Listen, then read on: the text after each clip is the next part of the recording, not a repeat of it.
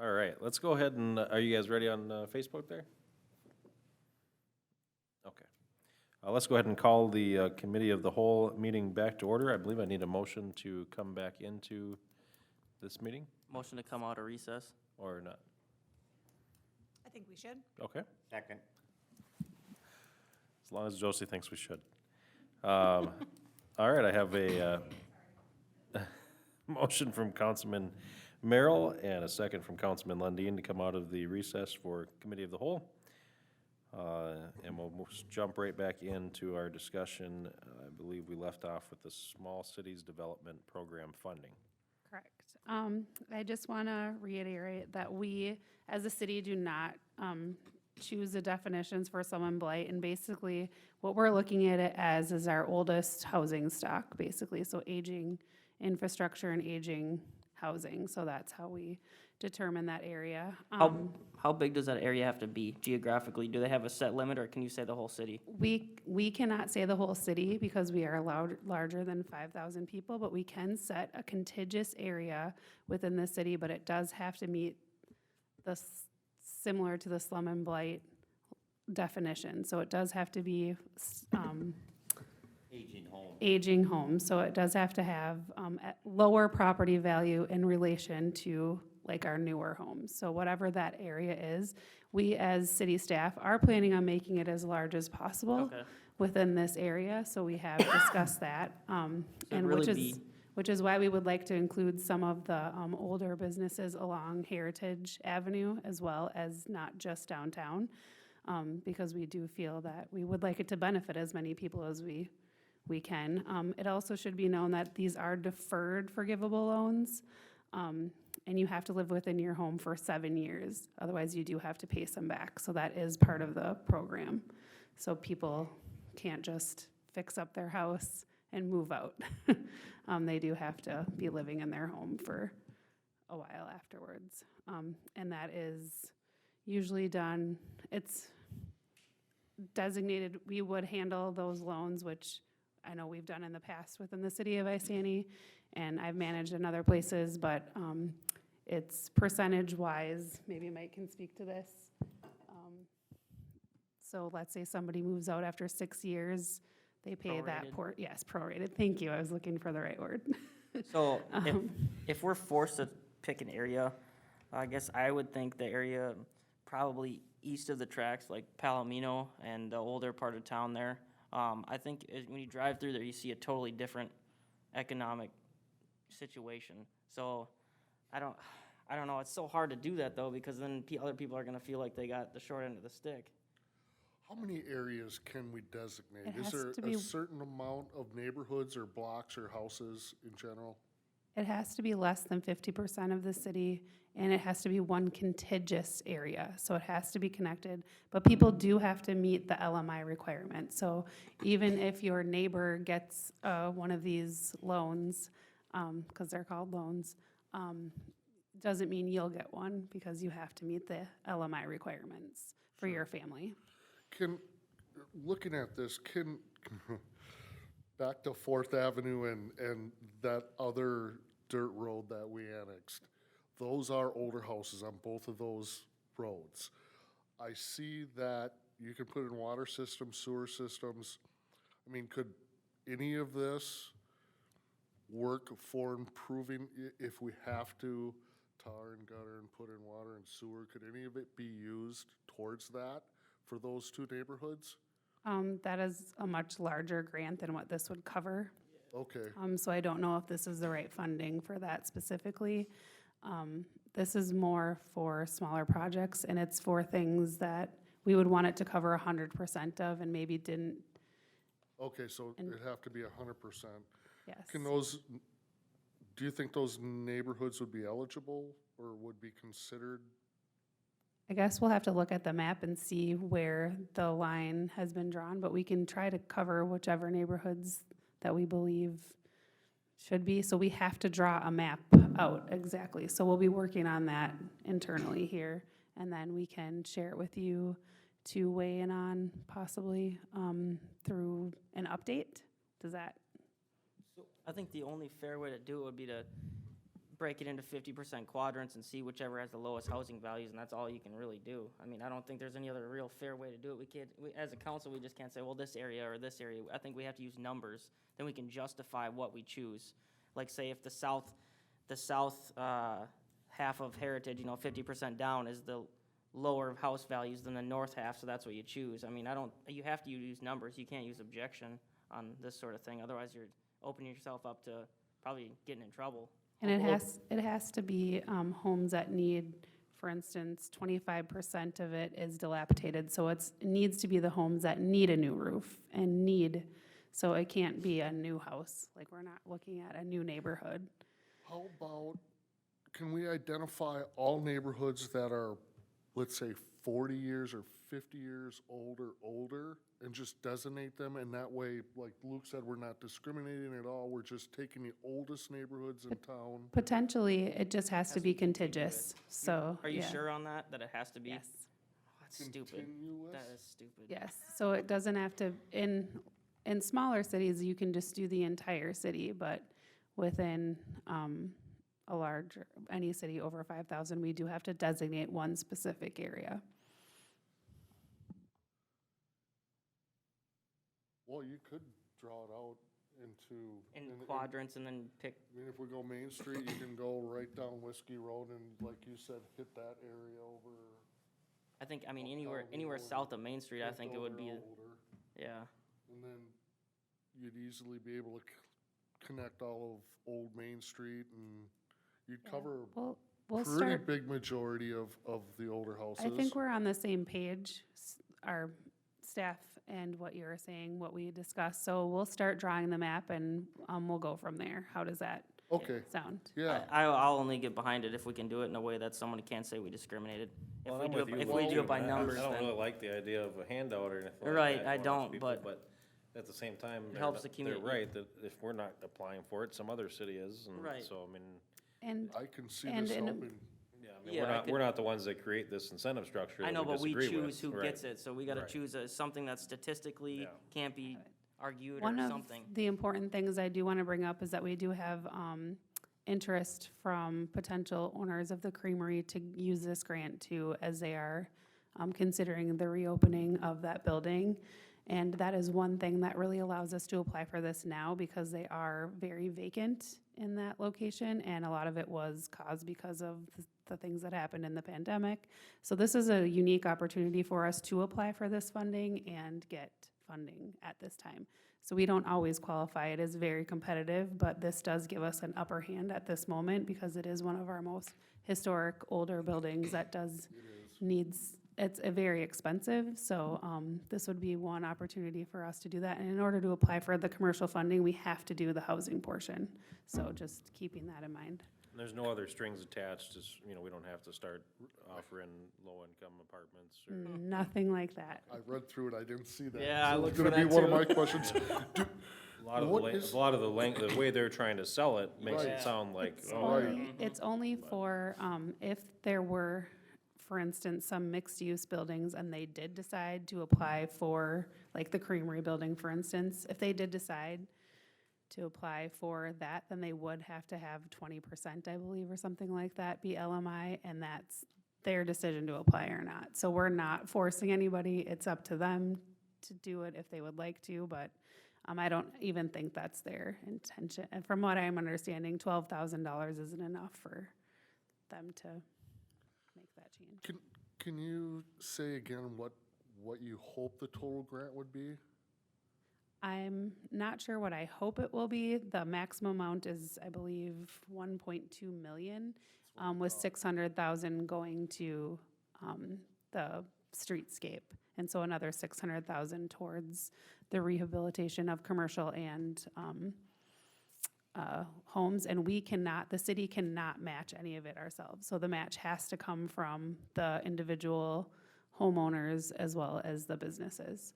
So, Can we include the community center in this? Because it would match up, and Yes. it looks like community centers are Yes. eligible, and our community center needs a makeover really bad. I We- thought that too. It says we did adequate discuss public that. facilities, and that Yes. would service everybody in town, right? Right, then everybody gets, Right. to benefit from it. Yeah, and if that's what you guys would like us to look into, we can. This is the preliminary Definitely. part, so we just need to figure out which sections we're gonna apply for and just a roundabout number. So basically, we're gonna, if we decide to do some streetscaping stuff, send that to Jason and just get the number of what it would potentially cost, because we do need the estimates to Okay. apply. But, this is really a one-pager on what we intend on doing with the money. Okay, So if anybody is curious where this money came from, the state of Minnesota designated $1.2 billion of tax surplus to programs like this. This is not from that funding. Oh, it's not from that Nope, funding? this funding comes from Community Development Block Grant funding from the federal government. Okay, So this is an ongoing program that they've been using for a very long time, and this money has been available since, I want to say, the 50s or 60s. okay. Thank you, 1974. Is there anything that can be allocated by the city from the $1.2 billion that the state put back into programs like this? Because I was at an LMC meeting and we had someone come in and talk about it, and there was a lot of money that was being allocated, and I think most of it goes towards the metro, but I don't know if there's anything that we could get that would be similar to that. As things trickle down that are available for us, we're always keeping our Okay. eyes open. So if there's something available, we'll definitely keep you informed if it's something we think is pertinent to the city of ICNT. Okay. You got direction on that, you think? That's Yes, clear? we'll keep moving forward. Thank you for your opinions and your insight, and I will be getting you a map to start, and then we'll go from there, and then expect this. This needs to be applied for at the November 29th meeting, so, or after the November 21st meeting by November 29th, so expect the resolution that you saw in here to be included in one of those. I just didn't want to surprise you with a resolution like that, so. That sounds good, thank you. E7, the homeowner association development discussion. Thank you, Mayor and Council. So this was brought forward as part of a discussion from Councilmember Merrill at the September 5th council meeting. And really the question came down to, do we have to allow them? Because we were seeing some challenges with some of our homeowner associations not having streets up to city standards, and how that impacts, especially if they ask the city to take it over, which we can't because it doesn't meet city standards. And what are the requirements to allow that? So I have some bullets here that HOAs are authorized by statute. Single-family homes have their own statute, and then there's condos and townhomes have their own statute. The city cannot prohibit a developer from creating an HOA for its development, which in some instances, it does make sense. For example, a townhome that has communal areas, oftentimes you'll see an HOA. However, the city can require the HOA to meet city standards for things for development such as street and city infrastructure, so putting in water that would not become a private loop or something like that, which we have seen, and that's a very unique situation.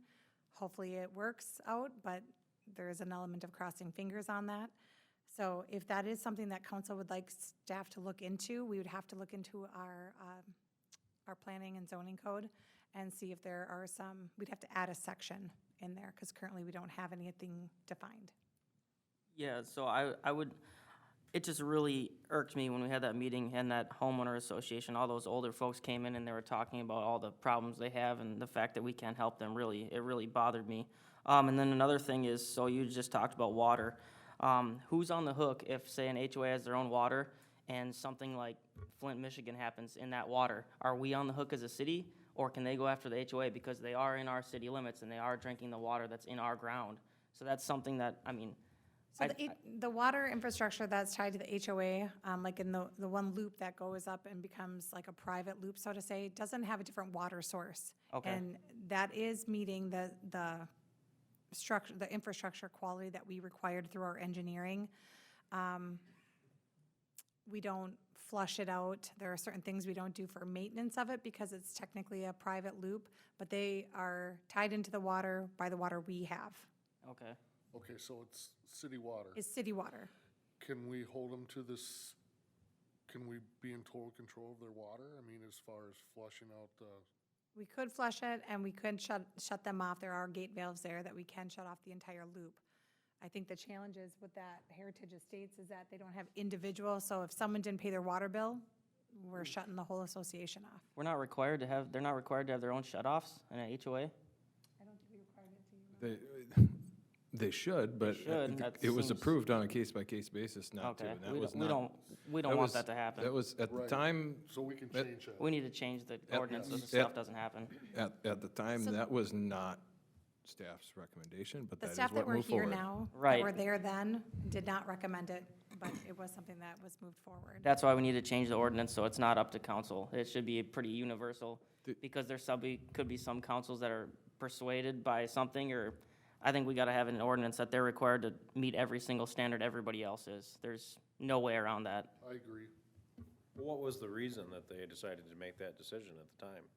Cost, because otherwise they would have had to cut into the street, and it made the project cost prohibitive. Well, so I mean, there's a situation there that, would you rather just not have that neighborhood? You know, I mean, I think a case-by-case basis makes the most sense, because you may say, well, boy, and I don't know when that was developed, but I mean, it might have been trying to come out of the housing crisis, right? I mean, that's kind of where we're talking about or it could have been, Yeah, I was here. you were here? Okay, I remember those conversations in the back conference room, and that was not my recommendation at all. okay. I don't remember that. The, Which one is that? what, It's mean- Heritage Estates immediately north of the by the intermediate school. The The- ones where the builder kind of walked away for a while and the houses were sitting there. We can't let that happen. I mean, I'm with you, Luke. you, if you have to shut off, I mean, what about the water meter changeouts now? So if somebody doesn't comply, that whole neighborhood has to get their water shut off? Otherwise, we have no power. What if someone don't pay their bill? The whole neighborhood has to get shut off? That's silly. There's no way that council should have ever made that decision, so I want to limit.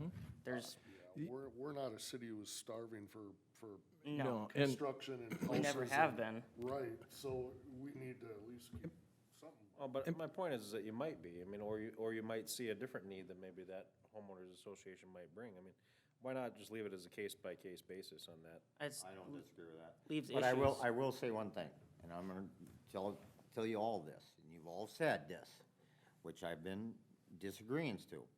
When you tell people it's their property, they can do whatever they want, you are setting a double standard by telling this guy that's building an HOA that he can't do what he wants to his property. He owns that property. We don't control that property. But there's He does. basic, There's very little individual property rights at that point. We're talking individual property Yes, rights. but HOA, he's- you pretty much throw it away, you gave it. if you buy a gave it house, you away. don't know. You sign an HOA, you already know the agreement up front. You can't purchase that property not knowing that it's not an HOA. Second of all, as the builder or developer of that property, he controls that HOA. He is in control of that 100% unless he sells it off to somebody.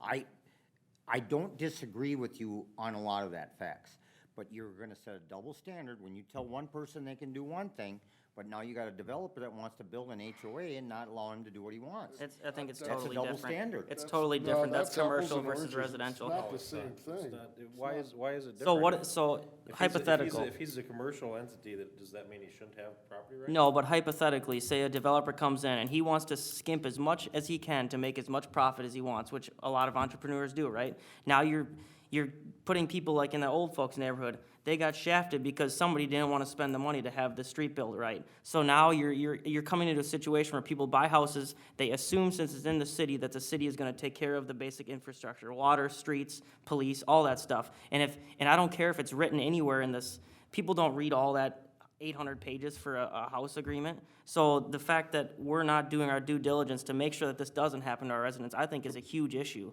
Yes, to protect the individual people who own those places. I mean, why should one person not pay their water bill and everybody else get shut off because it's an HOA? It doesn't I make mean, sense I agree with to you, me. Luke, that probably not everybody's reading that, and I understand what you guys are Right. saying. And yeah, we've certainly had some situations in the past that haven't worked out as you would like, but I mean, you still gotta go to the individual responsibility, that those people that bought those houses in those areas, that was their due diligence to know what's going on with that street out And in you have to front. remember, that gal bought in there originally, and that was a long time ago. She was a lot younger then.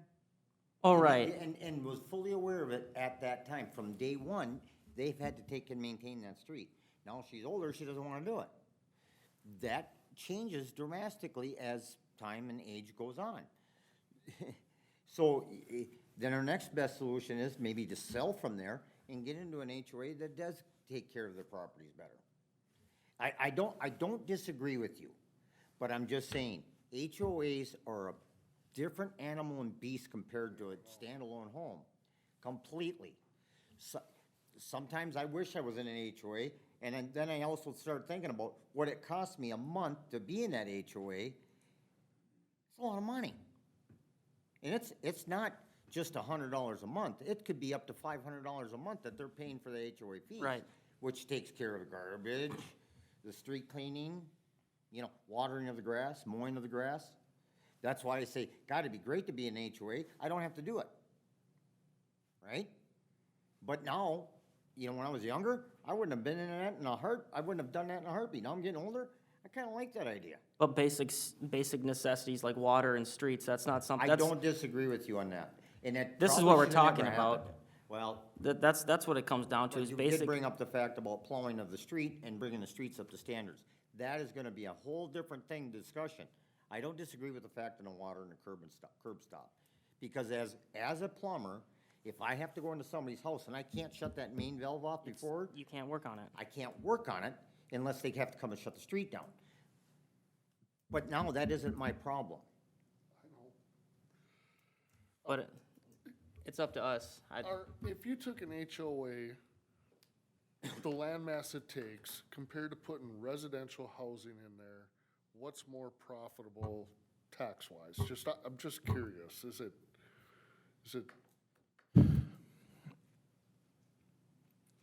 It would depend. It's not a simple yes or no, right? Okay. Sometimes they are more dense. Yeah, it depends on density, but it depends on the fair market value of what we're talking about. What I would say on this is that I would argue that a deviation from city infrastructure infrastructure standards functions the same as a subsidy. And the subsidy is there otherwise to pull forward in time development that otherwise would happen eventually.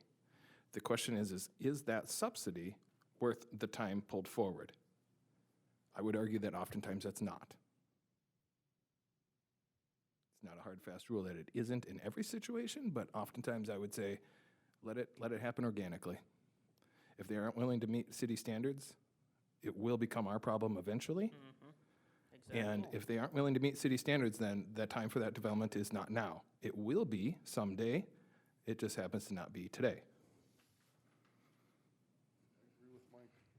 I mean, just I take, don't know that I would say that bending the rules to allow somebody to come in and do the well, that's when development you, like that they is- can get a I don't know variance if though. I don't know, well, yeah, right, and that's all we're talking about here is, I mean, they're But this supposed- basically gives them free reign right now. No, it doesn't. No, they still have to come in and get our approval to go away, a variance from city standards, right? I mean, it's not like they can come in and just say, okay, well, we're doing this because we're a homeowners association, we can do it however we want.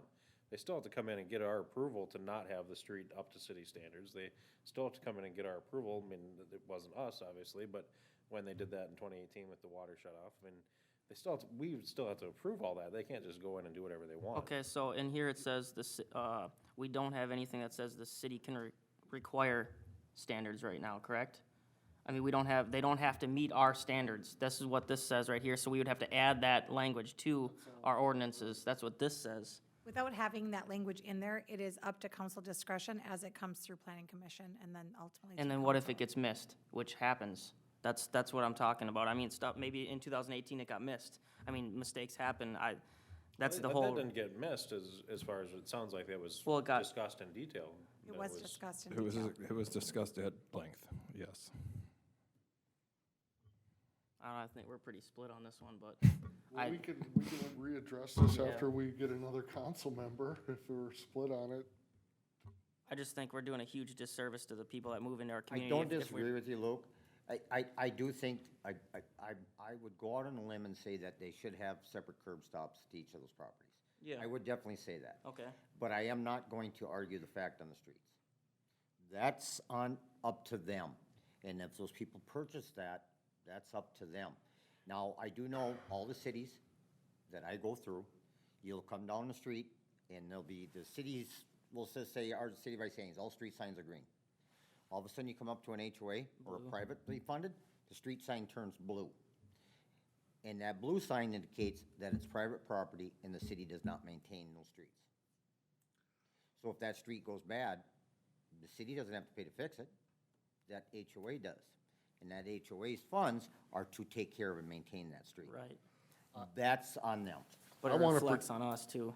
And I want to protect an individual's right to water, and that is, you know, somebody wants to fill up their hot tub and take a hot tub, but Steve or the neighbor down the block decided, well, they have a water problem, and Steve has to shut off their water, and now the whole neighborhood shut off.